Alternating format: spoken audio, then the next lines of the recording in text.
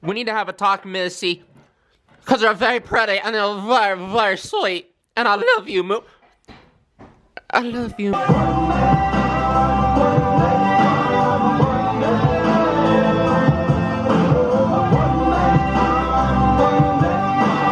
Yo, what's going on, guys? Welcome back to a brand new video. Today we're going to be talking about my dream Navy job. What job I wish I would have chosen if I wasn't an aviation structural mechanic. And then also, being an aviation mechanic, what I wish I could have done.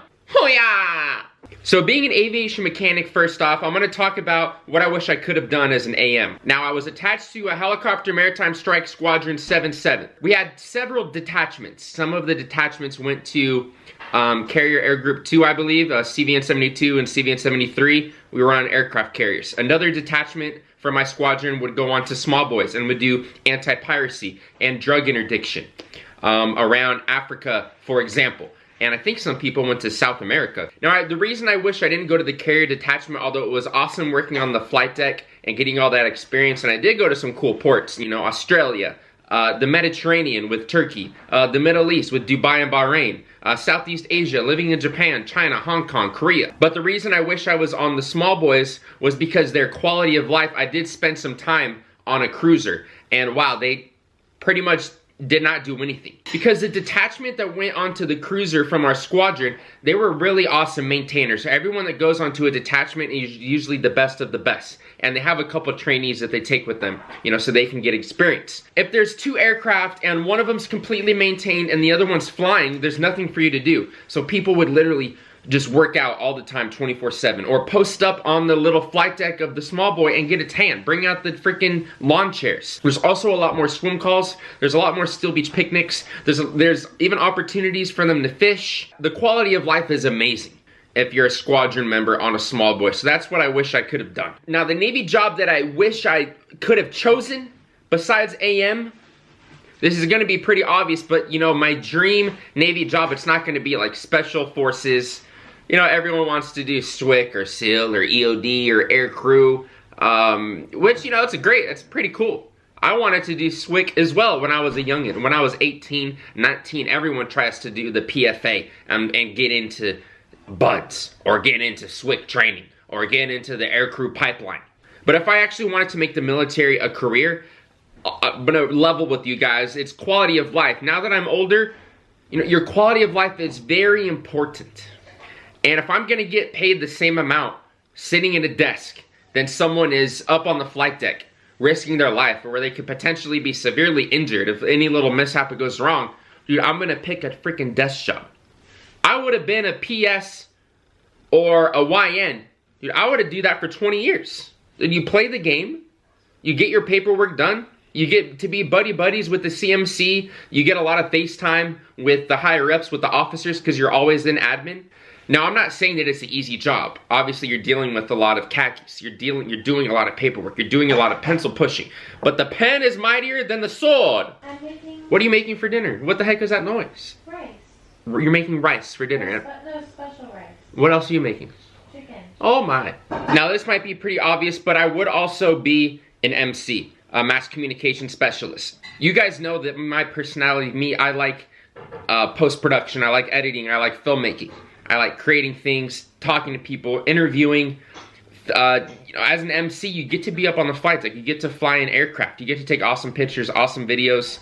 You also do, you know, social media for whatever branch, you know, for the Navy. I would be able to see myself doing that for 20 years, but honestly, for every single Navy job, if you're gonna do it for the long haul, there comes a point where once you make rank, you're not gonna be doing your job anymore.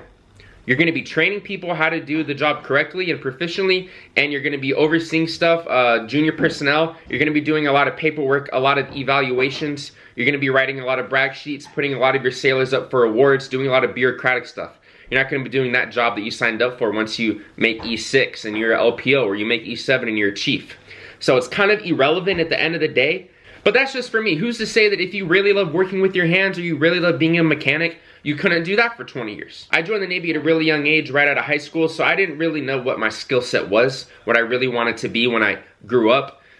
I chose aviation mechanic partly because I really sucked with tools. Now, I did try to cross-rate. I did try to change my job when I was getting out of the Navy. I was like, dude, I'm making a lot of money. I got all these benefits, free insurance, free healthcare, yada yada, free food. I was at E5. I could have got BAH and lived out in town. One of the main reasons why I didn't re-enlist is because they would have extended me in Japan for 2 more years, and I would have had to do another probably 2 6-month deployments. So yeah, guys, that's pretty much it. I'm not saying that yeoman or PS or MC, what would be my dream job would be your dream job. With every single rate, you know, kind of the grass is always greener, like in anything. There's always going to be intricacies. How do you say that? Intricacies. There's always going to be little things that you can poke holes in. There's always going to be jobs that have some things that are positive, some things that are negatives. But like I said, it's quality of life. If I was to make the Navy an actual career, I would want to have the best quality of life possible. But that is why people are different. That is why people have different interests and different hobbies and different skills, because we can't all be yeomen.